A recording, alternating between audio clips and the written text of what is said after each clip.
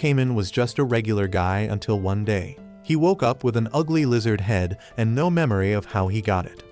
Since his human world, known as the Hole, was constantly under attack by sorcerers from another dimension, he believed his condition was all their fault and made revenge his daily breakfast, lunch, and dinner.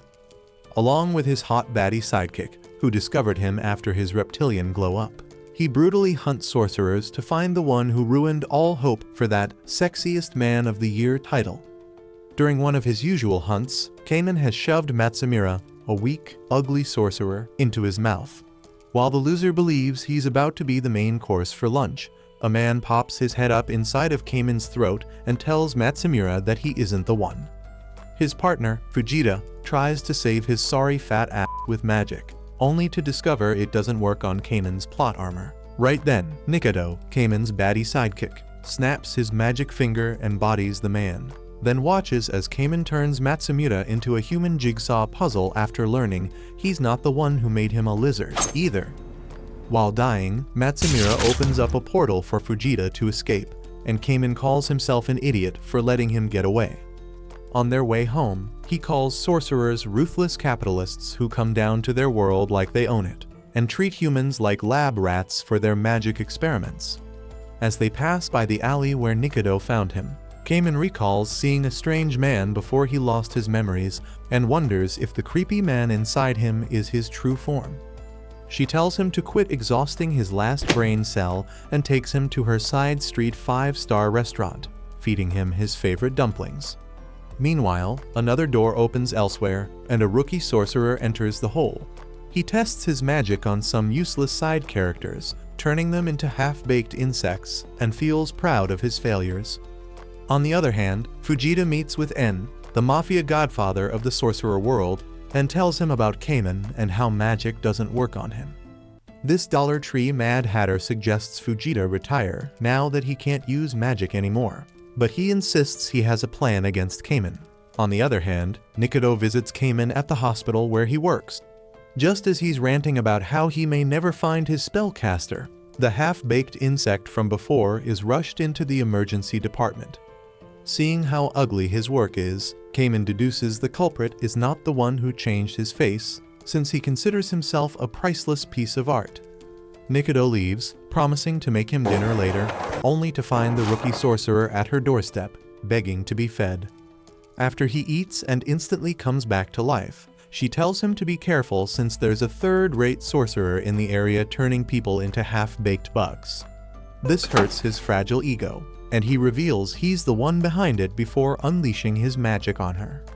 Just then, Cayman returns to the cafe from work and finds Nikaido half-transformed with the rookie loser sitting on top of her. Cayman tells him he shouldn't have eaten his dumplings and that his so-called art is shit, which really touches a nerve. The loser tries to use magic on Cayman, but fails and gets devoured. With him dead, all the half-baked insects return to being humans, including Nikaido.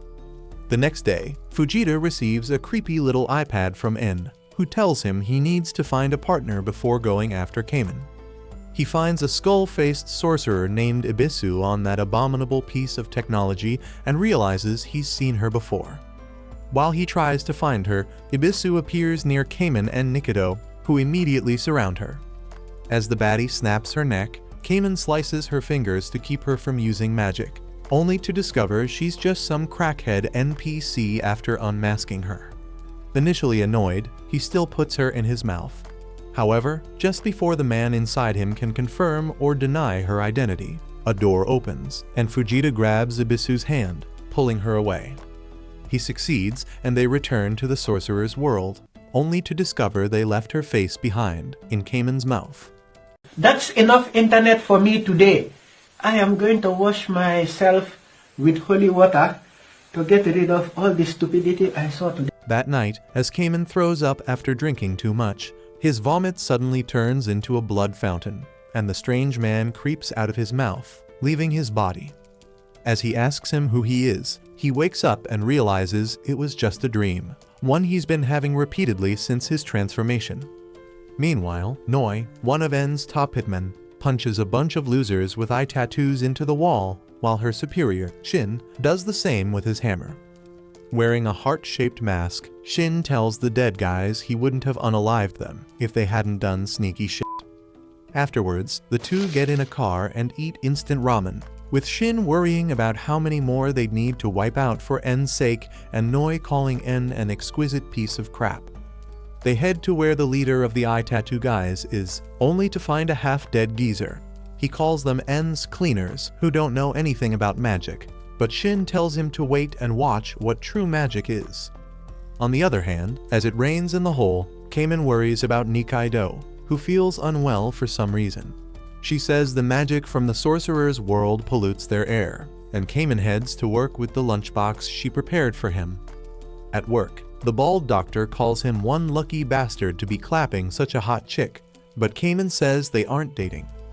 Later, after hours of cleaning crap, he settles down to eat, only for the doc to throw him a bag of more crap and instruct him to burn it. Surprisingly, however, the crap bag starts talking, making Cayman shit his pants. He tells him he's a sorcerer under another sorcerer's spell and begs him to burn him. Curious, the lizard guy peeks into the bag, only to flinch away and quickly do as he's told. At the same time, Shin and Noi walk out with a similar bag, but Noi accidentally bursts it, leaving its sus contents on the ground, including lots of blood and the geezer's severed head still speaking. It turns out that this is what Shin's magic does, and the earlier bag of crap was his doing too. Meanwhile, Cayman returns home still feeling nauseous from peeking inside the bag and checks up on Nikaido. She tells him to stay for dinner, and he accepts the invitation. Meanwhile, the eyebrow-less Mad Hatter books a reservation for 5 at his restaurant before turning to a thinly sliced version of the eye tattoo geezer and tells him to spill the tea. The human pepperoni only laughs and says he has many enemies. Elsewhere, Fujita takes Ibisu to get dressed for N's party, but since the last of her brain cells have expired, he is forced to dress her himself. Despite not being interested in her itty-bitties, he tries to cover her up, only to fail in the end and gives up. At the restaurant, Shin tells Noi she should have dressed up properly for the event. She says she wouldn't do it for a loser like N, but did it anyway to make Shin happy. Just as Fujita and Ibisu arrive too, Noi takes off her mask and tracksuit, revealing those hidden plot cannons, making Fujita's jaw drop. Shin puts on his glasses as they head inside. Once at the table, Noi calls N a piece of shit, and he tells her to be nice since they are cousins. Shin, who is more interested in the menu, tells N he won't be taking on any more missions to wipe out weaklings because he feels like it's a waste of time. But N reassures him it's just 2 people this time, and that magic doesn't work on one of them. Hearing this, the devil within Shin awakens, and he agrees to do it. N then turns to Noi and tells her to heal Ibisu's face, explaining that she might know something about Cayman as she's a reptile magic user too. Back in the hole, Nikaido and Cayman meet with an octopus-faced guy who gives them a free spit bath and learn about a sorcerer who can supposedly fix lizard faces. They ride their bikes to his location, and as Cayman looks after their stuff, Nikaido goes to get them some food. Some stupid-ass crackheads stop her on her way back, telling her to strip and leave her belongings. However, she easily takes one down with a skateboard slap, one with a tough kick to the face, and the last one with a free lobotomy. She returns to Cayman, and after eating, they head to the bar where the lizard face fixer is supposed to be. Cayman instantly finds that guy at the bar after he notices his needles and welcomes him into his mouth. Inside his mouth, the same creep greets him and says he's not the one. Disappointed that he still hasn't found the culprit, Cayman decides he'll just cook this guy too, only for Nikaido to stop him. She tells Cayman to let him try his face-fixing skills on him, only for him to cry from the pain of 100 needles in his face later. However, all it does is help him shed a layer off his face, disgusting Nikaido. He can do that? The next day, as Shin and Noi have a lunch date, Noi asks him if he eats so fast because he used to starve as a broke kid living in the hole. He says life was different back then, but Fujita interrupts his sob story before he earns any tears. The Pinocchio-faced loser takes them to N, who tells Noi to fix Ibisu's face if she wants to keep her job. She immediately gets down to business, magically fixing everything but Ibisu's broken brain. Meanwhile, Shin asks En if the two can start working on their second job now, and he nods. Following this, Shin summons a gate and leaves for the hole, along with Noi. The same night, the Purge 2.0 begins in the hole, and Cayman and Nikaido team up with the Doctor, who plans to fight zombies with poison dumplings. Get a load of this guy. Some weird conehead monk explains the game's rules, saying that they need to pull metal plates out of the zombies next to claim prizes. Nikaido sets her eyes on a nifty meat grinder, and Cayman claims they can easily hunt the 180 plates needed for it. As the clock hits 12, the living dead rise, only to be greeted by Cayman's dollar store axe. The monk from before sprays the resulting zombie mints with salt, hoping they'll be too salty to come back again, and the useless doctor runs for his life. While this happens on the east side, Shin and Noi, along with their two idiots, arrive on the west side, only to find a zombie invasion unfolding. Shin explains the zombies come from the magic pollution in the hole, right before he smashes one into a nearby wall. This triggers a chain reaction and they get surrounded by the walking corpses. Turned on by the sight, Noi claims she can make more zombie milkshakes than Shin. At the same time, while counting their metal plates, Cayman and Nikaido realize they haven't seen the Doctor in a while, who is 1 second away from becoming zombie dinner. They assume he's fine and head out to get some food, only for Shin and his gang to show up before them. Cayman's god complex kicks in, and he claims he'll get to unalive some sorcerers soon, only to get his ass kicked by Shin. Noi decides to handle Nikaido, who kicks her in the guts, only to be surprised when Noi easily blocks her next kick and says they should become friends. Nikaido says she can't trust a hobo like her, only to get punched in the stomach and land right next to Cayman, who is also getting cooked. Seeing that Nikaido is out cold, Cayman attacks Shin, only to earn a free lobotomy. As the lizard man collapses, Shin says they should leave before it rains, but gets stabbed in the heart by Cayman, who was only playing dead. He then bites his head, and Shin ends up face to face with the creep inside Cayman. Realizing he needs to escape, he stabs him in the neck with his hammer until his head comes off and he turns into a blood fountain. Just as Shin's mask comes off too, Nikaido catches Cayman and bites her finger before summoning a magic door and leaving.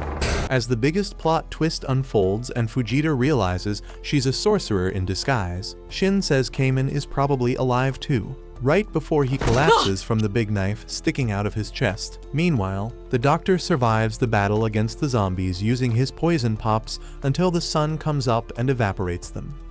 A few days later, as Cayman's head grows back, the Doctor informs him that Nikaido is a sorcerer, but he laughs it off, saying the zombies must have hit his head pretty hard.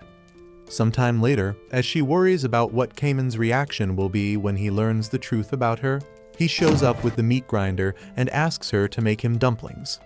Just then, the Doctor shows up with his severed head in a glass jar and suggests that they dissect it. Initially creeped out, he eventually agrees after Nikaido tells him a secret. It turns out that before she discovered Cayman, she found a headless body in the alley and went to call for an assist. However, when she returned, the body wasn't there, and instead, she found him walking around, wrapped in the body bag. She figures that the headless body was his original form. That night, they filmed the Doctor dissecting Cayman's severed head, but moments before they cut the neck open, the lights go out, and Cayman and Nikaido head out to check the power box. On his way out, Cayman feels a presence behind him and wonders if he's in the fourth Conjuring movie. But before he can find out, the lights come back on, and they discover the head is gone. Defeated, he returns home and has dumplings with Nikaido, all while his internal monologue worries he might never find his true identity. The next morning, En and Shin fly across the magic dimension on their Harry Potter-inspired bikes and meet with Mr. Thanksgiving Turkey. Dude, who's coming up with these names? This living abomination claims he can create human puppets with the original person's memory and persona, and demonstrates it by asking Shin to think about someone. Using Shin's magic dust, he presents to him his creation, Noi, but without plot armor. This embarrasses Shin's virgin ass, and to make things worse, Noi arrives at the scene just then. He quickly wipes away his dirty thoughts, along with her puppet, and hides his blushing face with his mask. Mr. Turkey changes the topic and demonstrates the creation process of his puppets. It starts with chopped onions and celery, a bunch of soy sauce, and raw duck meat, which gets shoved into the oven and comes out as the in-demand human puppet, this time in the shape of the mysterious man Shin saw inside Cayman's mouth. They follow the puppet in hopes of learning some clues about the Cayman, but he first leads them to a Goodwill store, and later to some Gordon Ramsay restaurant. Okay, so what's so funny? Making it hard to pin whether he's actually some crime lord or a risless loser. Eventually, he leads them to an apartment complex where, according to Noi, only those wannabe sorcerers live who can't use magic naturally. It turns out that even the landlord hadn't seen that man in over a year, and just as Shin and Noi find that out, Ibisu discovers a locker box and gets her ass kicked by the weird puppet guy. By the time they return, Fujita becomes animal fodder too. Shin kicks the mummy away from the safe, but he hits him with a dagger as soon as he touches the box. It hurts Shin's fragile ego, so he unalives him before turning to the box. As soon as he breaks it open, a shriveled head rolls out, which turns out to be the puppets, implying that the man inside Cayman has been dead for years. They take the head back to N, only to discover they're going to crash a corpse party at a fancy villa. Strangely, while everyone else struggles not to hurl, Shin and Noi enjoy their once-in-a-lifetime buffet laced with the sweet smell of rotten side characters. N explains that a sorceress will shortly arrive and revive all these corpses, making Noi wonder if she could revive the severed head in their backpack too. Meanwhile, some fat perv recognizes Ibisu in the crowd, just as the chief guests arrive in thrift store clothing. The sorceress scoops a devil out of the corpse's eye and breathes new life into it, successfully reviving the dead man. And then turns to Noi and Shin and orders them to get rid of the man accompanying the sorceress so he can make her his work wife instead. They quickly follow the couple to their room, but the guy uses some shady crack powder to boost his magic and burn a hole through a wall.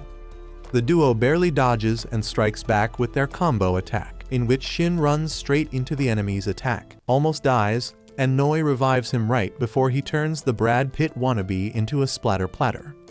With him dead, Shin explains to Noi that the black powder he used actually works as steroids. Meanwhile, N discovers that the life-giving sorceress uses it too, which deeply disappoints him, and he turns her into Miss Dead Fungi. He then discovers that the one resurrecting the dead wasn't her, but a cute little animal that she hid inside her thrift store dress, and he instantly adopts it. The next day, N prepares a better playhouse for the animal than he ever did for Fujita, and even gets him a personalized mask. He names it Kikurage, and tells Shin he looked up Nikaido's record, and it turns out that she left their world and went into the hole when she was a kid, so she may be the one who cast the spell on Cayman, for all they know, as they don't know her magic type. On the other hand, Cayman and Nikaido visit another weird doctor to deliver some dead sorcerers for experimentation, only to find his house empty. While they look for the mad scientist's whereabouts, they stumble into a boss-level lab where they find half-dissected sorcerer corpses and fun-looking experiments. Nikaido realizes that the magic powder emitted from these bodies has distorted the entire house and turned it into an Escher painting, so they give up on searching for the doctor. Instead, they settle down in his kitchen and eat a festive New Year's meal like a bunch of hungry, broke beggars, which they are. Cayman suddenly tells Nikaido to continue being his friend forever, and although she acts a bit awkward, she actually feels guilty about keeping her identity as a sorcerer hidden from him. However, just as she's about to tell him the truth, the mad scientist shows up and introduces himself as Kasukabe. He explains that he's the same age as their doctor friend Vox, but since a sorcerer experimented on him as a kid, he appears 16 instead of being 60 years old. Just as Cayman thinks things couldn't get weirder, this mad guy shows him to a door made of sorcerer's bones and body parts, revealing that it connects the sorcerer world to the whole. Cayman immediately gets dressed as a steroid-amped rabbit to teleport to the other side. Kasukabe hands him a self-published guidebook, and Nikaido accompanies him too. Kasukabe is a little surprised she's going, but she says she just wants to be the first one to see Cayman's real face. Once on the other side, Cayman is surprised to see the rich people's rotten sense of fashion and gets fired up to unalive every last sorcerer. But Nikaido pulls him back and tells him he can't do shit against so many magic users at once. Just then, some guy driving Aladdin's carpet offers them a ride. If I woke up tomorrow with my head sewn to the carpet, I wouldn't be more surprised than I am right now. Once they are on, Nikaido reminds Cayman that they have no money to pay for the ride, and he immediately gets down to business. He chomps the poor driver's head, and after his meeting with the inner him tells him that he's not the one. Cayman stabs the poor guy and lets gravity do the rest. With him gone, Nikaido reminds him that they don't have a driver's license, and the carpet inevitably crashes. But at least Cayman grabbed the driver's house key and money. Meanwhile, Fujita and Ebisu stumble upon a poster promising surgery to increase their magic production. Just as they blame capitalism for the outrageous prices, two low-budget clowns show up and slap Fujita's mask away, blaming him for Matsumura's death. They call him a traitor for turning to N and finding a new partner before bothering to avenge him, just as they begin bullying Ebisu. Fujita tries to stop them, but gets his lousy ass kicked, only for Noi to step in and chop one of the losers into two halves. Shin steals the other one's heart before turning the bullies into an idiot sandwich. What are you? An idiot sandwich. Later, the big guys treat the little ones to some ice cream and tell them to sit back and relax. Sometime later, En calls Shin and Noi, and together they discover that Kikarage's magic has brought the head back to life, only that he cannot speak yet. At the same time, Cayman and Nikaido head to a fancy restaurant to splurge the dead driver's hard-earned money. There, Nikaido comes across some Burj Khalifa-esque devil who hands her a weird business card. Meanwhile, Cayman has a bathroom emergency but collapses before he can get on with it. It happens because at the same time, the talking head is regaining his memories, which affects Cayman's conscience too. He eventually gets up, only to barely miss his chance to turn into a barbecued lizard. Nikaido arrives just then, and the two of them find a guy who has the same red eye tattoos as Cayman. They follow him, but at the same time, so do Shin and Noi. This loser enters a building, which is the Cross-Eye Boy band home base, and reveals that he smelled Cayman and Nikaido from afar. His buddies guess they want to buy some powder, but they get distracted by another surprise when Shin and Noi enter their office without their masks, posing as regular dealers who want to meet their boss. Sadly for them, the gangsters see through their disguise and threaten to blow them away. Just as Shin tells them they don't want more blood on their hands, they shoot at him, but Noi takes the bullet to her head and collapses. This pisses off Shin, and he quickly turns the lackeys into DIY Twizzlers, moments before Noi heals herself and smashes the second last guy. They bag the last one and take him back to N. Meanwhile, Cayman and Nikaido enter the hideout to find all the Cross-Eye kids dead, making them wonder how they missed the party. Just then, Cayman says they need to find a guy named Risu, and suspects his memories might be coming back. At the same time, En powers up the severed head's body with a robot, and the head reveals its name is Risu. He also recognizes En and begs him not to unalive him, which confuses the wannabe Mad Hatter. He later bribes the loser with some cake and tells him to spill all the tea he has on the Cross-Eye organization and his boss. That cake really got to you, huh? Risu keeps laughing and says he has no idea because he died days after joining the organization. Plus, he never got to see his unaliver's face. On the other hand, Nikaido suggests to Cayman that now that they know the name of the guy they are looking for, they should split up and search for him.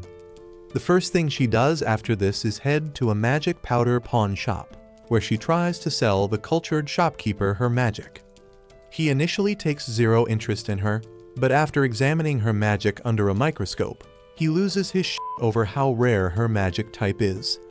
He offers her his life's savings in exchange, and she takes it.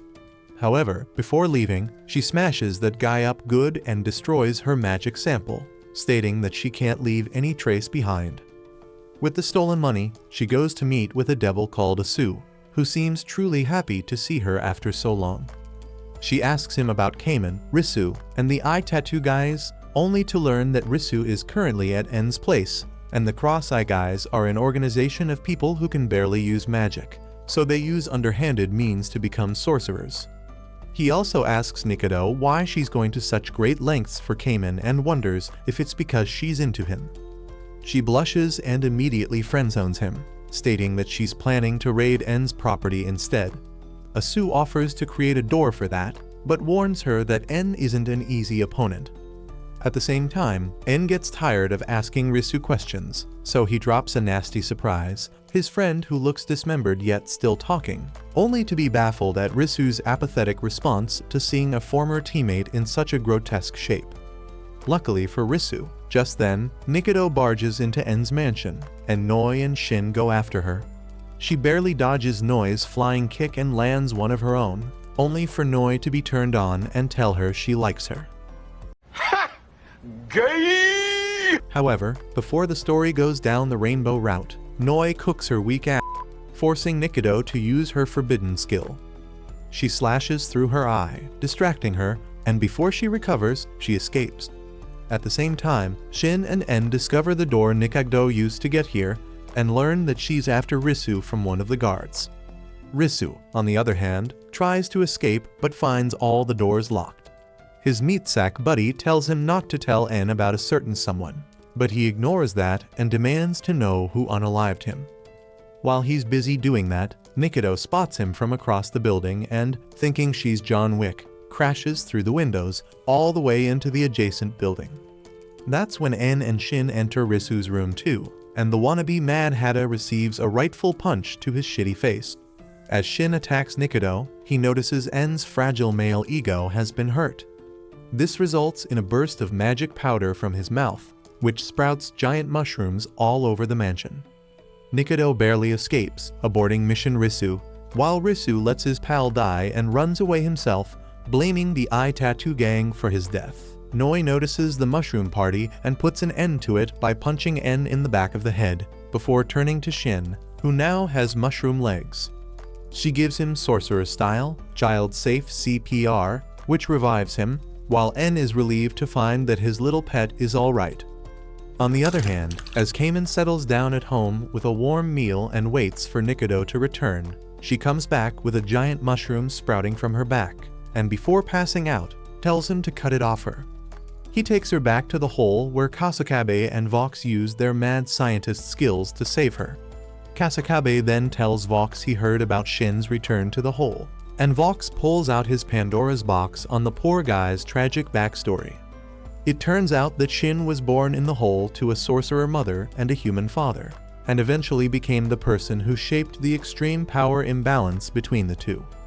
When he was young, humans had a mafia organization of their own, which was fighting back sorcerers. They unalived his mother when he was still young, but he grew up fine, hiding his identity while working with his father, until one day, he injured himself and his employer saw magic smoke in his blood. He immediately ratted him out for money, and the wannabe mafia gang jumped right in to attack. With his father's help, Shin managed to escape, while the poor man tried to explain to the so-called police that his son wasn't a sorcerer, even though his mother was. Learning that this week clapped some sorcerer baddie didn't sit well with the insecure losers, so they brutally unalived him and set him up inside his house for Shin to see. As soon as he returned home to this tragedy, they started planning to burn him in the public square and have a beer fest. However, Shin had had enough by then, so he knocked some sense into their heads using his first ever hammer and avenged his father. Since the thrill of unaliving got to his head, he didn't stop his rampage for the next 3 months, until one day, he ended up at the hospital. Vox, who still had hair on his head, along with Kasakabe, discovered him with his arms all cut into pieces in hopes of locating magic veins. Shin told them to go ahead and rat him out, but Kasakabe said he's more interested in finding his magic veins for him than money, and eventually located them. They patched him up without knowing if his arms would ever work again, and told him to show off his magic to them as soon as he could use it. Hours later, 46 people were rushed to the hospital, all cut into pieces but strangely still alive, and Kasakabe deduced it was Shin's doing. They explained to Cayman how the anti-sorcerer unit was disbanded after he kept cutting them into sandwich bread, with them living through the experience, and since then, no one has dared to stand up to them. Meanwhile, Nikaido lies awake in the hospital room, contemplating whether or not to use her magic to find the truth about Cayman's real identity. Just then, she senses a presence outside the window, but Cayman interrupts her by bringing her a 5-star meal, albeit a bit burned. She tries to eat it, but it's awful, forcing him to order some pizza instead. Nikaido asks Vox if they no longer have hospital food available, and Kasakabe explains that since humans have been disappearing lately, the admission rates have plummeted, forcing them to disband the delivery services as they cost too much. Later, as they leave her to sleep, Kasakabe shows Cayman the devil pass that Nikaido received and says she's a sorcerer, which he can confirm as he operated on her body. Cayman, who is still in denial, hears a scream just then and rushes to her room, only to find a suspicious man running away with her right outside the window. He runs after him quickly until he disappears into the alley where Cayman's life as a lizard began. Reluctantly, he steps into the sewer hole and follows the man, only to stumble upon a giant cockroach with an eccentric sense of fashion. This guy bites off a chunk of Cayman's arm, but he manages to run away and locate the culprit, who is upset over kidnapping the wrong person. Just as Cayman smashes him against a wall, he calls upon Cockroach Kun, who overpowers the lizard guy easily. He then explains he's looking for black stones, which he thinks will turn him into a magician, and since Nikaido didn't have any inside her, he'll be taking one from Cayman. The lizard isn't ready for his BS, so he slices his legs off before baiting the cockroach into getting off of him. Just as Cayman walks away with Nikaido, the other guy starts blabbering about how he saw Cayman with a human face the day he came out of the manhole, and that Nikaido was there when it happened. Cayman forces him to tell him more, but he dies before that, leaving him without any clues once again. He sighs and takes Nikaido back. A few days later, Fujita stands before Matsumura's grave, throwing a fit like an annoying toddler, still grieving his best friend's tragic passing. Meanwhile, Ibisu watches the crash-out session with curiosity, wondering if the grave is crawling with maggots. However, Fujita sternly reminds her that his friend's body isn't actually inside the grave, since it was ripped to shreds like a piñata at a birthday party. Fujita remembers how Matsumura had heroically saved his life by sacrificing his own, and Ibisu is quick to point out just how big of a loser this makes Fujita.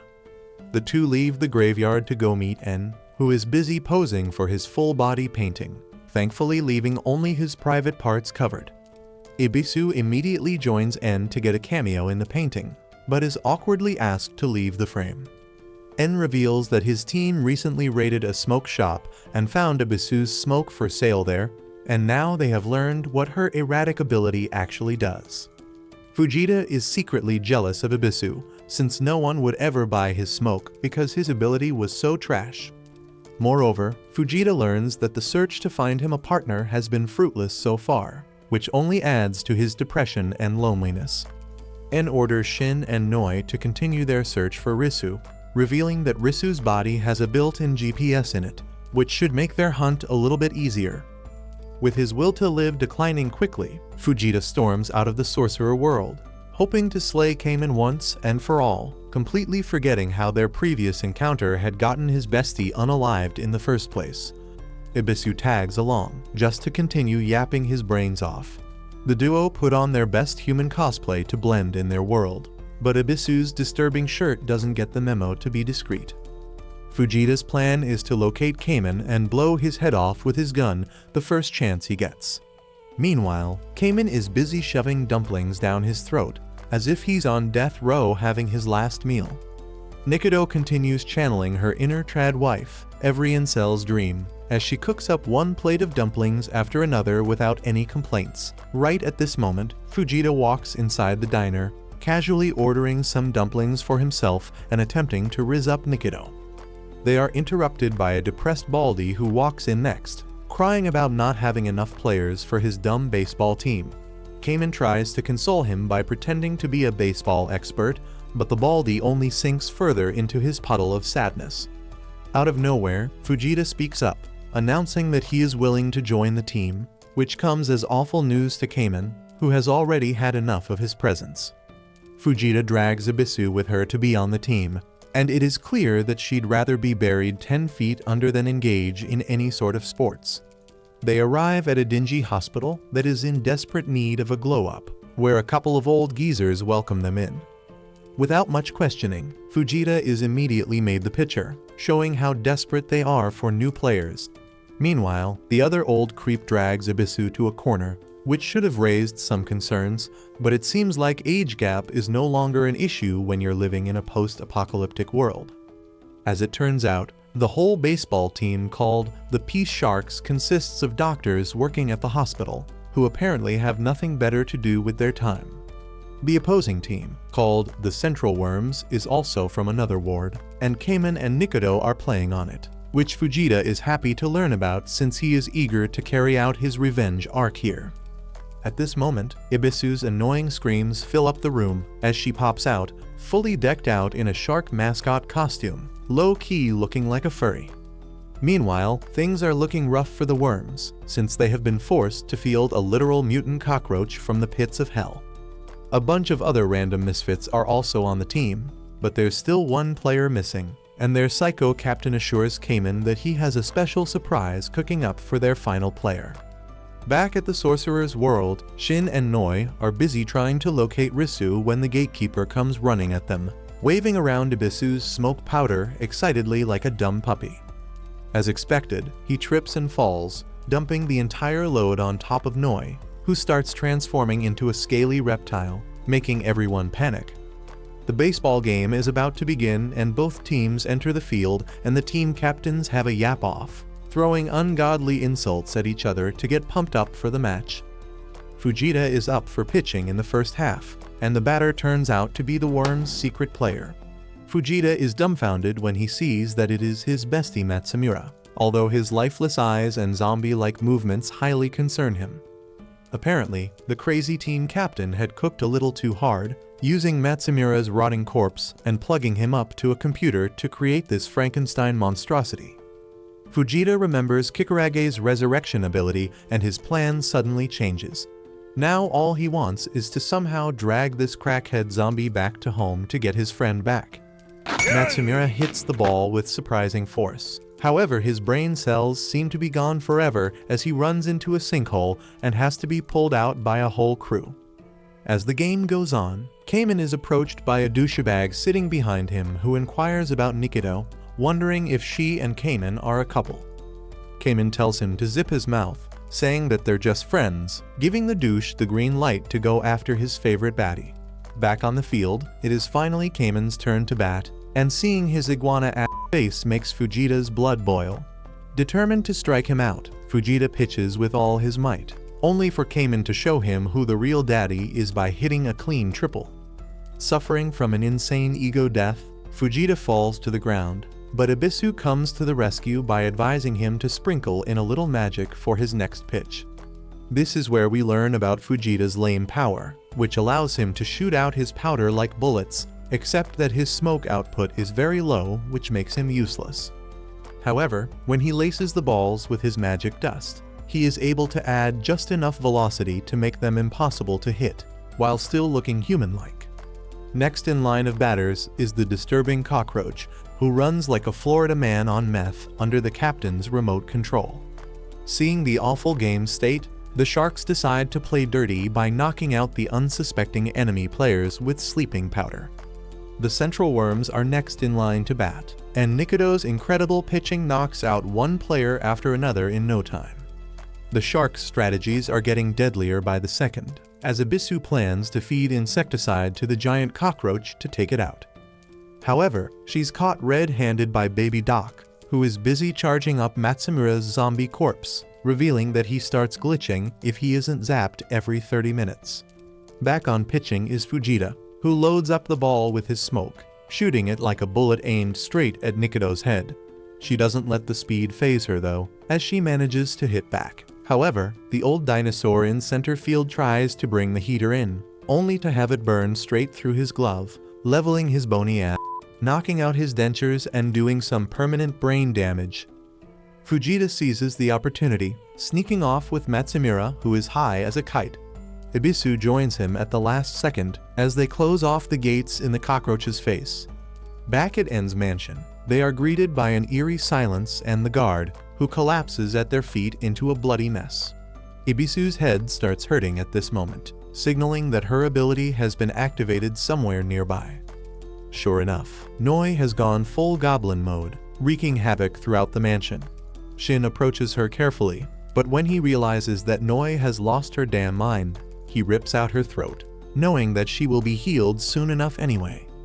However, Noi is a baddie who doesn't go down so easily, and she rips out a huge chunk of flesh from Shin's belly, spilling his guts out. Meanwhile, En watches this craziness completely unbothered, as this is just another Tuesday at his place.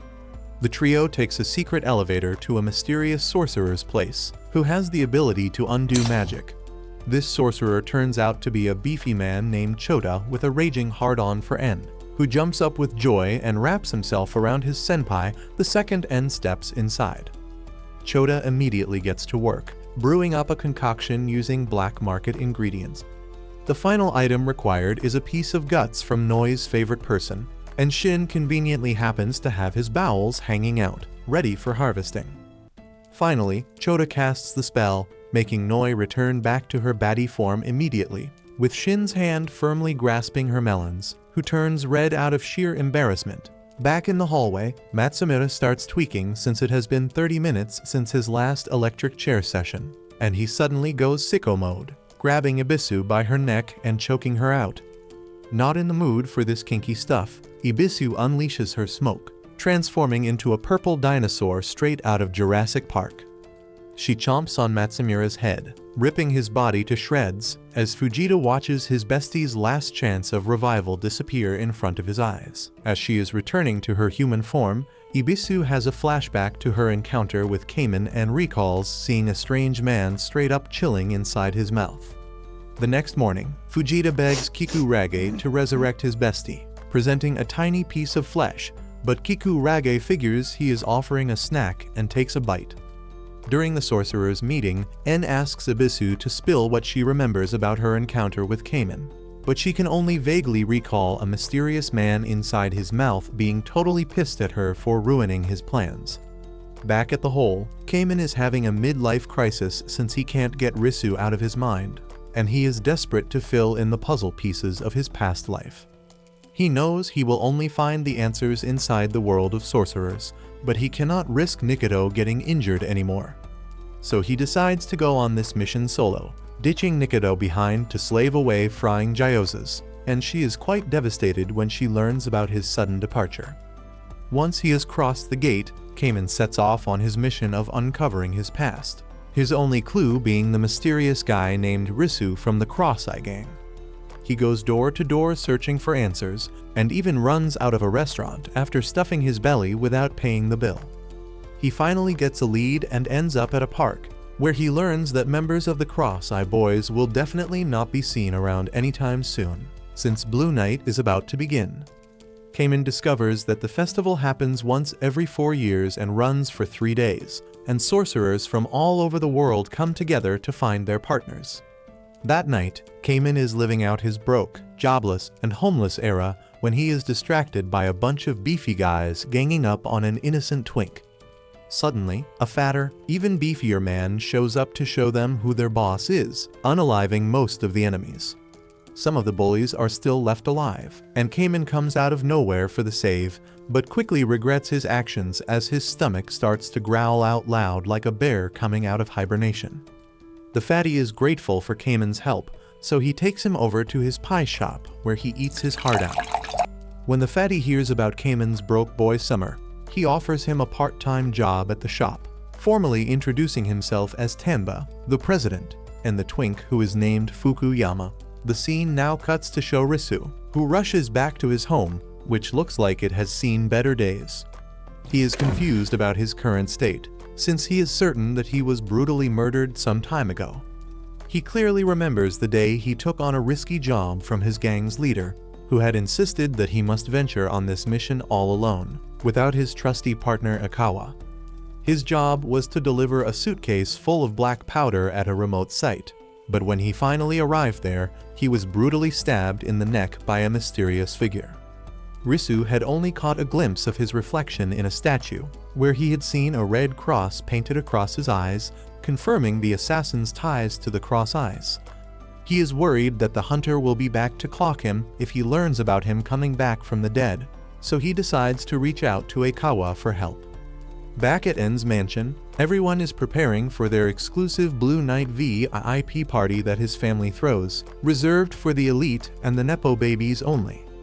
The squad gathers to decide their custom outfits for the night, as a fruity designer has been hired to make them the costumes of their dreams. As everyone starts listing their preferences, even Chota chimes in, who is hoping to become partners with En after facing rejection year after year. However, En is on the hunt for a sorcerer with the ability to control time itself, so he cannot care less about Chota's raging hard-on for him. Mr. Rainbow gets to work immediately, making sure his measurements are accurate, and loudly sharing the women's different chest sizes. Ibisu is mortified when her breast size is compared to Noi's, and she quickly requests some adjustments to her outfit for the night.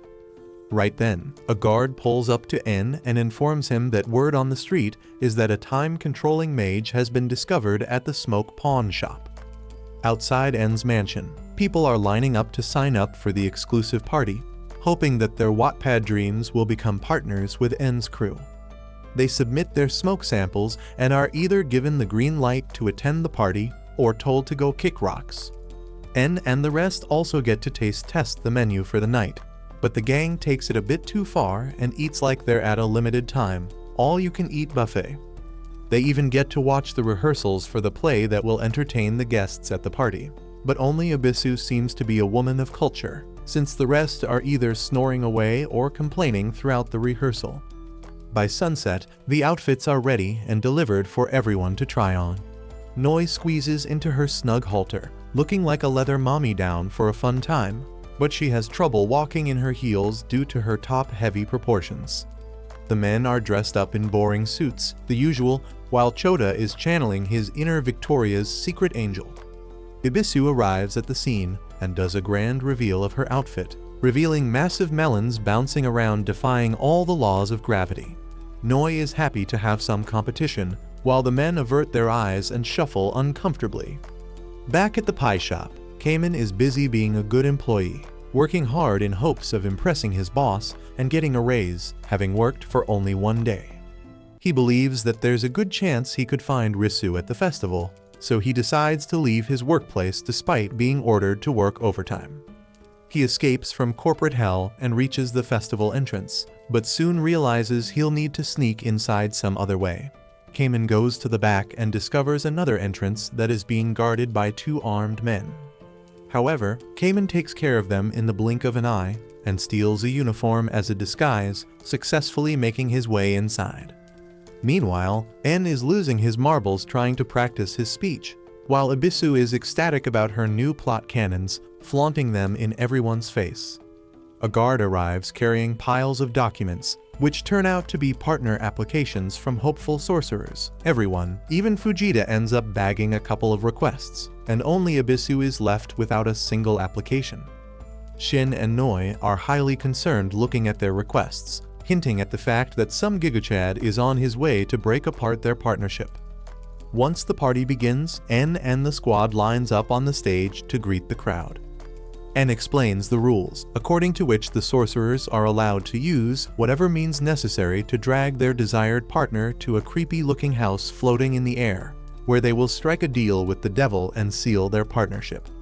In the restroom, Noi is giving her tootsies a rest after an excruciating day of walking in heels, when a mysterious man shows up and shoots his smoke at her, blowing her up and causing some serious injuries. Shin feels the impact of the blow due to their partnership and knows that the man they were afraid of has finally shown up to ruin the party.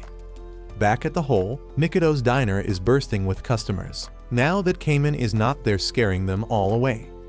She wonders how he is doing on his solo adventure, not knowing that Cayman is busy scrubbing toilets to make ends meet. At midnight, the Blue Night Festival begins, and all hell breaks loose as everyone begins their hunt for a partner.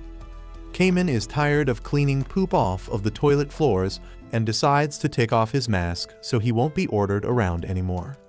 As he's out and about, a man on a flying broomstick zooms past him, smacking his head with a gigantic metal container dangling from its end. Meanwhile, Shin arrives at the restroom looking for Noi, but the massive baddie-shaped hole in the wall is enough for him to know that she is in grave danger. Suddenly, a bunch of STD-loaded syringes fly past his head, barely missing him. Shin knows only his mortal enemy Yaku would go to such measures to take him down, and sure enough, Mr. STD Spreader is perched inside a tree sniping at him.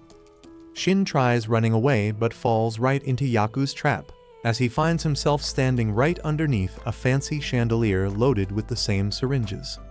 Shin looks up horrified as the chandelier comes crashing down on him, his chances of clapping Noi vanishing after all the diseases he was about to be infected with.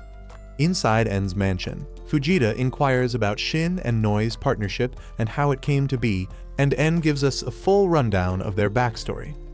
In the flashback, En opens up a ramen shop selling mouth-watering noodles, totally on brand for his mushroom-related abilities. One day, a broke-ass homeless guy makes a break to dine and dash from his restaurant, and this poor man turns out to be Shin himself.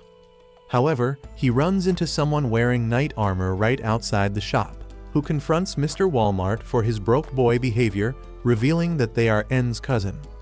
Shin challenges them to a magical duel, but the knight notices his rotting arms and swiftly approaches him, blowing smoke and restoring his arms to their former human glory. Instead of being thankful, however, Shin plays a nasty trick and knocks them out, sprinting away at full speed. The knight lifts their helmet to reveal that she is Noi, screaming unholy curses at Shin for being a total jerk. The next day, Shin ends up back at the ramen shop begging for a job and ends up being hired as a cleaner. En reveals that Noi is actually training to become a devil, which explains the heavy knight armor she has on. She undergoes ruthless practice, after which she finally enters the final stage of her training. Shin meets her at the diner that day, and they have a blast slurping noodles at ungodly speeds. In Noi's final test, she has to go an entire year without using her magic, eventually sprouting a cute little devil tail and tiny horns. A year later, when her training is about to conclude, Shin confesses that he has steamy dreams about her plot cannons, saying that he will miss her when she becomes a devil. With only the final 3 days of Blue Night left, Noi is excited about completing her training arc. Suddenly, Yaku and his buddy crash their date, blasting them with his destructive smoke. Shin urges Noi to escape, since he doesn't want her to fail her test, but Noi decides to stick by his side, as they successfully manage to eliminate the losers. However, before passing out, the enemy manages to shoot another devastating blast aimed right at Noi, but Shin protects her, tanking the full blow. He says this is him repaying her for healing his arms all those years back, but Noi ends up using her magic again anyway, saving Shin's life but failing her test. Unable to complete her devil transformation, she decides to join Shin in scrubbing toilets for an. In the present day, Yaku successfully captures Shin and stuffs his unconscious ass inside a body bag. Meanwhile, out at the festival, Cayman is discovered by Tanba, who gives him a good beating for slacking off during working hours. Fukuyama interrupts the beatdown, revealing that his ability involves creating food, which is probably why he hasn't been hit up for a partnership yet. The hungry pig Cayman begs him to make him some food using his powers, but Fukuyama just hands him some money, pitying his desperation. Cayman runs up to a gyoza kiosk, which reminds him of his waifu Nikaido and her dumplings. Just as he is about to take a juicy bite, Yaku flies over him, knocking out the fat gyoza from Cayman's hand and onto the ground. Yaku meets up with his partner, who reveals that Noi is being stored away in a special container that restrains her healing powers. Cayman is absolutely enraged looking at his sad little gyoza, but before he can start a fight with his bullies, they put up a smoke screen and attempt to escape. However, Tanba arrives at the scene to give the enemies a good beating for messing around with his employees, his inner Asian parent out in full force. Yaku tries shooting his shotgun smoke a couple times, but Fukayama soon reveals the strength of his magic, turning Yaku into a giant pie. Meanwhile, Risu is on the hunt for some black market smoke like a crazed addict and arrives at an abandoned warehouse where he knows he can score some more.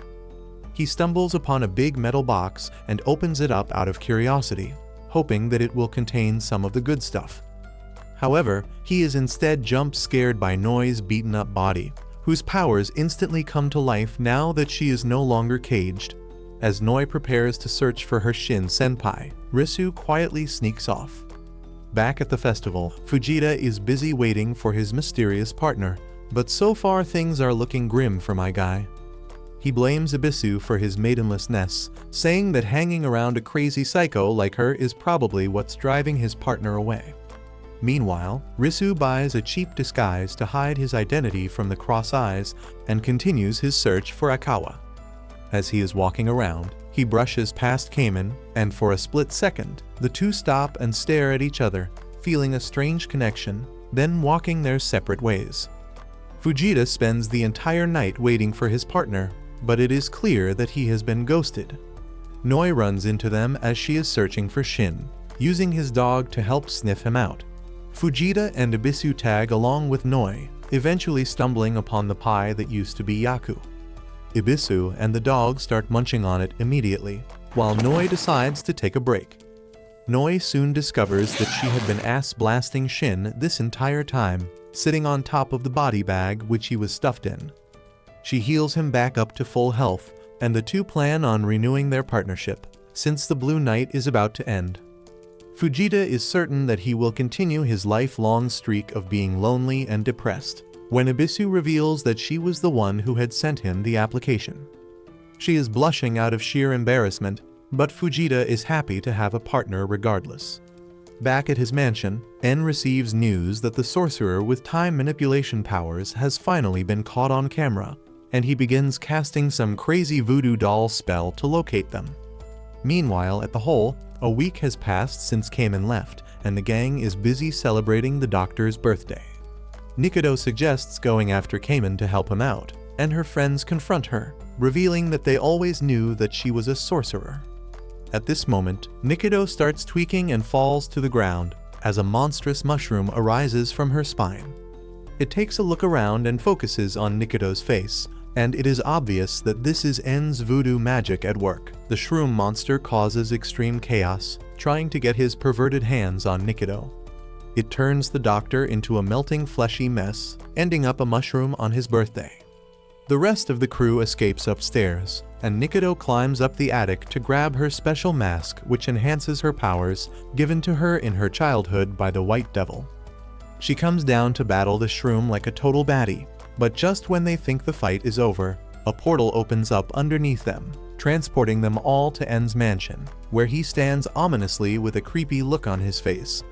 Nikaido is restrained and En begins questioning her about her abilities, but a group of devils burst through the windows like they own the place, and give Nikaido their business cards. This adds major aura points for Nikaido, and En is now sure that she is the sorcerer who can control time. He rushes her to the floating house to say their vows and make her his partner.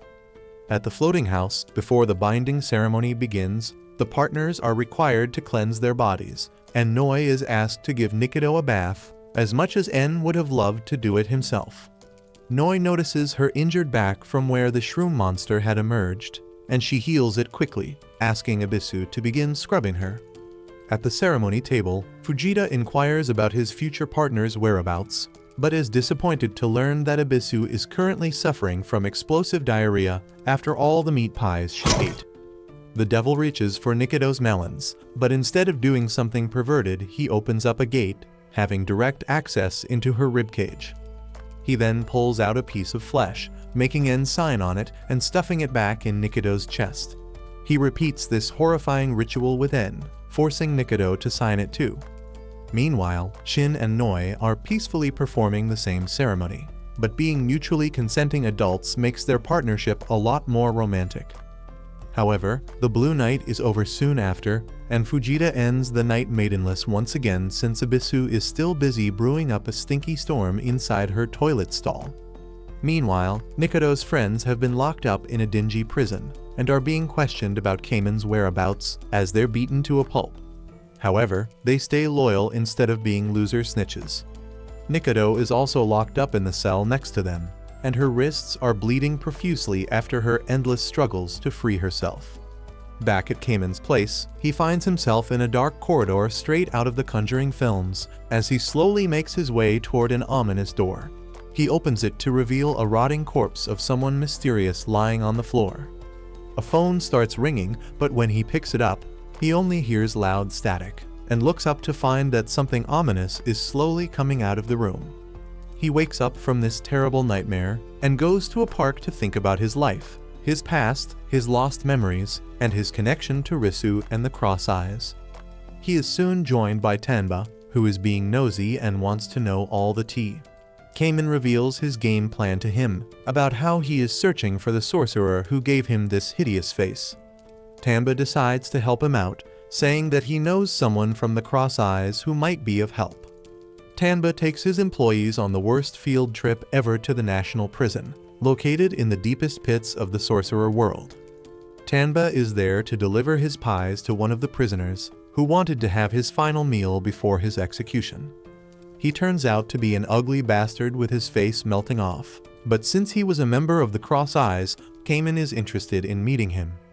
However, Cayman's idea of a civil conversation is quite twisted, as he opens his mouth wide and crams the poor prisoner's head in there. Inside his mouth, he ends up encountering Risu, who appears frustrated, saying that this is not the man he's looking for.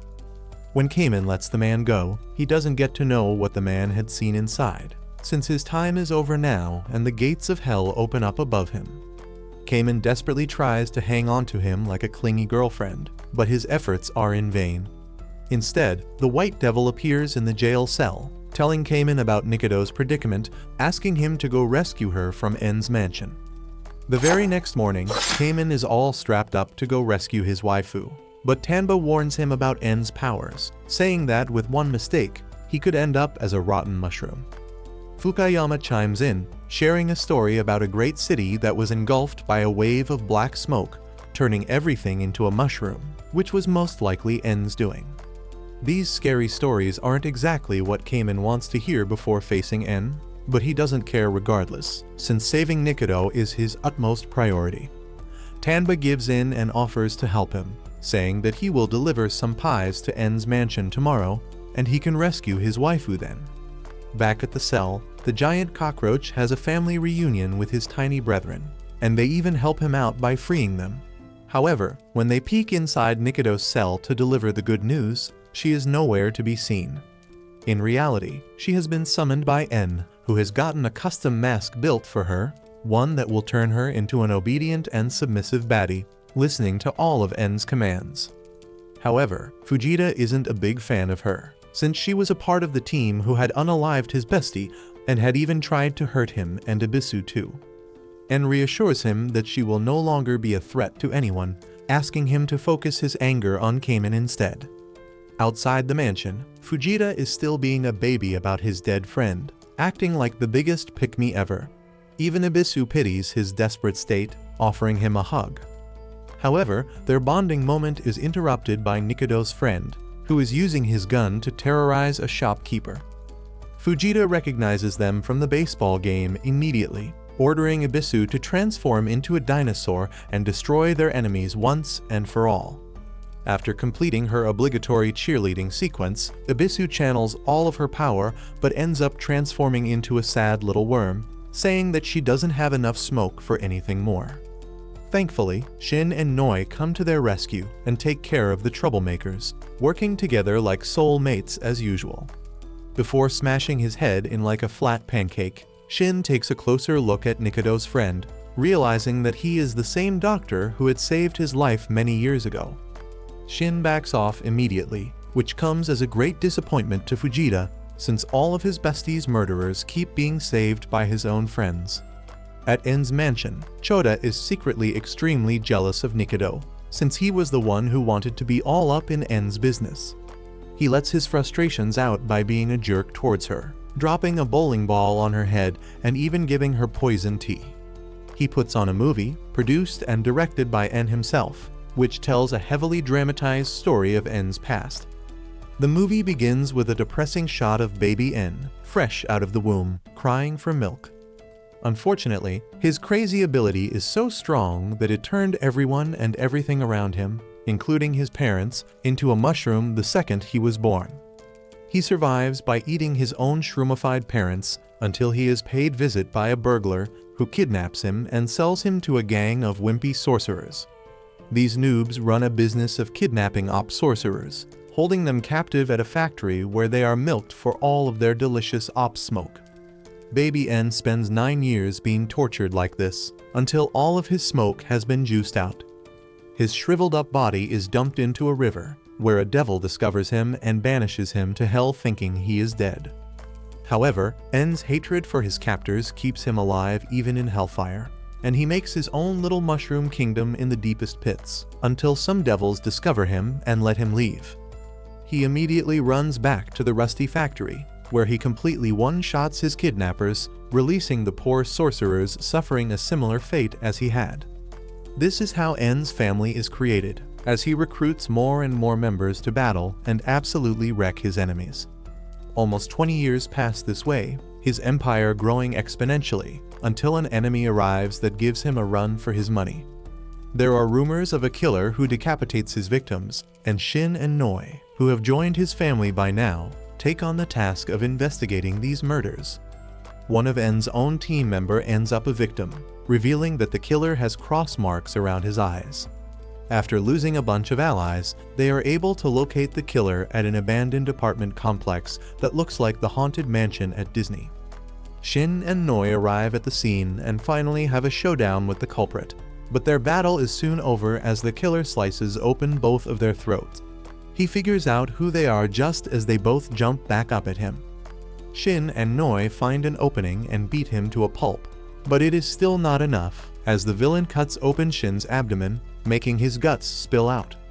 The duo lies on the ground, taking their final breaths, when En comes to the rescue. He pukes out as much of his smoke as he possibly can, using the full force of his powers, passing out in the process. When he wakes up, he realizes that he has turned the entire town into a mushroom graveyard, but he feels relieved, certain the enemy must have been defeated. However, the movie ends with a plot twist as En sees a decapitated man exiting a doorway. At this moment, En enters the room, revealing that the entire reason why he has been hunting for a time-controlling sorcerer this whole time is because he wants to return to that eventful day 6 years back, just to know if the killer was defeated or if he escaped.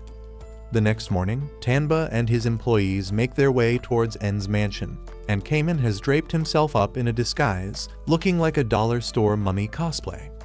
At the entrance, the guard asks about Cayman, who finally drops his cape to reveal a full-on waifu outfit, with his chest stuffed with rags to fully sell the baddie dream. He introduces himself as Tanba's wife, who plays along but wants to end his life on the inside. The guard is touched by their blossoming romance and lets them in. The squad runs into another sorcerer named Asuka, who used to work for Tanba. However, her romantic feelings for her boss were not reciprocated, and she quit the job heartbroken.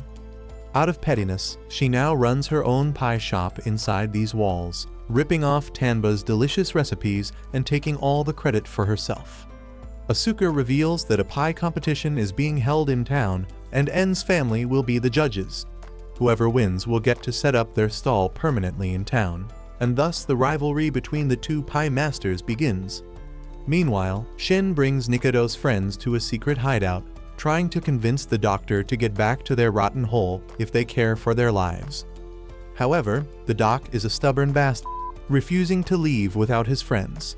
Back in town, Cayman discovers Nikaido's photo in the newspaper and feels like he's been kicked in the nuts, since he believed that she had been kidnapped, but it appeared as if she was quite happy to be in this world. He spends the entire night contemplating his life choices, slowly realizing that his suspicions about Nikaido being a sorcerer were correct. He looks up to find his waifu standing right before him, and seeing her content makes him conflicted about rescuing her. Sometime later, the pie contest begins, and Tanba is excited to serve his customers, preparing a ton of recipes in advance to meet the demands. However, he is disappointed when the crowd totally ignores his existence, instead sprinting straight for Asuka's pies. She is standing loud and proud on top of the stall, attracting customers with the power of her own juicy melons. The delicious smell of freshly baked sweets also tempts the judges, particularly the men, who order them straight away. The girls aren't impressed by the taste, but the men have fallen in love with both the pies and their baddie baker. Seeing their men acting like cucks infuriates the women, and they defiantly decide to eat Tanba's meat pies instead. Seeing the crazy crowd around Asuka's stall confuses Cayman, but Tanba soon reveals that this is all a magical spell at work. Asuka's ability allows her to summon an angel who is locked up in the back of her van, who allows Asuka to attract men towards her. She spreads the smell of the pies all around town to lure the bricked-up men to her stall, then feeds them the magic-infused delicacies to seal the deal and make them repeat customers. During this chaos, Cayman spots Nikaido standing in a corner and hesitantly approaches her, finally making up his mind and running off with her. Ibisu and Noi try out Tanba's meat pies and are genuinely impressed by the rich flavors. Due to the high demand, Asuka is unable to keep pumping out her smoke and eventually passes out, which breaks the spell and returns the thirsty men to their senses. And finally approaches Tanba's stall, who has prepared a special mushroom pie just to suit En's taste. En is immediately impressed, announcing him as the winner, forgetting all about his lusting a few moments ago. Meanwhile, Cayman is desperately trying to escape with Nikaido, who finally forces him to stop. She announces that she wants to be near En and doesn't want to return to the hole, and Cayman is oblivious to the fact that she has been brainwashed due to her mask of submission. However, Cayman is dead set on saving his waifu, and is willing to drag her out using force if needed. In a flashback, Risu's friend Akawa is seen stealing food from the school canteen like a basic street urchin. He soon discovers that his bestie Risu has been mingling with the Cross Eyes again, and searches for him to give him an ass whooping. Risu is busy handing off a suspicious bloody bag to some Cross Eyes members, and his broken arm and ragged state suggest that this mission was way beyond his skill level. Suddenly, Akawa leaps out of the shadows and rips off the man's nose, and he's about to unalive the old geezer, but Risu stops him. Akawa drags him to a rooftop to continue his scolding session, but Risu starts throwing a baby tantrum about how he is unable to squeeze out any smoke despite persistent training. Apparently, the Cross Eyes consists of losers just like him, sorcerers who produce zero smoke, and their leader has been conducting some shady research in a distant village called Berith that Risu is highly interested in. In present day, spiky-haired Risu makes his way toward the same village, but this time he is more interested in meeting the boss himself and uncovering the mystery behind his assassination. Back at En's castle, Cayman and Nikaido have a showdown, since she announces that she doesn't want to leave with him and wants to stay back with En. Cayman is fully convinced that this dumb blonde chick has lost her mind, and he is willing to drag her out with force. Nikaido starts beating him down, slamming him into concrete pillars, but Cayman holds back, not wanting to damage the goods. Meanwhile, Chota is busy praying to the devils underground, wishing for Nikaido's downfall since he is extremely jealous of En's obsession with her. To his surprise, Cayman comes crashing through the roof and is crushed by a broken pillar. Then Nikaido comes flying down with full force, kicking him down to the pits of hell. Cayman's leg is absolutely shattered, and he drags his limp body to a safe corner, where he finds himself before a mirror, his ugly reptilian reflection staring back at him. In a dazed state, Cayman reaches for the knife in his pocket, when a creepy blonde man appears in the mirror, taunting him, saying that he always brings harm to his companions. When Nikaido finally arrives at the scene to finish off Cayman, she instead meets a shadowy figure, who uses a knife to stab her in the back, and then vanishes into the shadows. Chota is ecstatic when he sees Nikaido slowly bleeding out, as his prayers are about to be answered. However, the white devil Asu appears by her side, confirming that there is still some life left in her. The knife wound is so deep that the devil is able to pull out En's contract paper directly from it, handing it over to Chota, who is drooling over it like a hungry hyena. When Nikaido regains consciousness, she tells Asu that the person who had stabbed her was not Cayman, but some stranger with a very creepy aura. Meanwhile, En and the squad are on the hunt for Nikaido, but as soon as the contract is ripped out of Nikaido's back, En comes crashing to the ground, back at the dungeon. Asu reveals that Nikaido is only free from En's influence for a little bit, and that the only way to free herself from the contract permanently would be to kill En or survive till the next blue night. Meanwhile, Cayman is having the worst trip of his life, having nightmares about some crazy torture experiments and the night when he had lost all his memories and was rescued by Nikaido. In a flashback scene, Nikaido is seen bringing a box of takeout gyozas for the reptile, telling him that she was recently looking through a book about lizards and saw the name Cayman in there, which is how he got his new name. In the present, Nikaido approaches Cayman, begging him to stay alive now that she is no longer under En's control. Cayman regains consciousness and immediately chomps on her head, where Nikaido comes face to face with the same blonde beefy guy, and she realizes that the man is Risu. The man takes a good look at her and rejects her straight away, saying she is not the one he is looking for. Once outside, Nikaido reveals to Cayman that the man inside his mouth had been Risu all along, but all of this seems to be a complicated misunderstanding. Meanwhile, Shin and Noi have prepared a grand farewell dinner for the doctor and his gang, before sending them back to the hole. The doctor is wary about leaving Nikaido behind, but he agrees after Shin convinces him. Back to the basement, Cayman is now fully of the belief that the man who has turned him into a reptile and wiped off his memories is Risu, and learns that he is currently at a distant village called Barif. En and his crew soon arrive at the location, shouting Nikaido's name, alerting her just a few feet underground. However, she soon appears out of the shadows, and En is relieved to have his brainwashed waifu back in his arms. However, in reality, Asu had helped the real Nikaido and Cayman escape into a magical portal, sending them to Barith. Next, he had transformed Chota into an exact doppelganger of Nikaido, who underwent a full-blown PG-rated Winx Club transformation. Chota realizes that he can use this opportunity to make En hate Nikaido and also get a taste of what being close to him feels like, so he accepts his new reality. Meanwhile, Cayman and Nikaido get teleported to Barif, where they hide away in an abandoned building to avoid getting caught by patrolling devils. Cayman confronts her about lying to him about being a human this entire time, and Nikaido reveals that the reason she had escaped to the hole and pretended to be a human was because someone really close to her had died due to her powerful time warping magic. Moreover, she tells him that during her time at the hole, she grew quite fond of Cayman, and was willing to accept him as her best friend despite how ugly he might look behind his crocodile spell, or how messed up of a past he might have. Cayman agrees, saying that he will agree to be friends with her as long as she promises not to use her abilities like a true human being, a promise which might backfire on him soon. Thanks for watching until the end, you absolute legend. To throw off fake fans, drop Lizard Barbecue in the comments below. Don't forget to like, subscribe, and check out one of our other exciting videos on the screen. Stay awesome, stay AniGeek.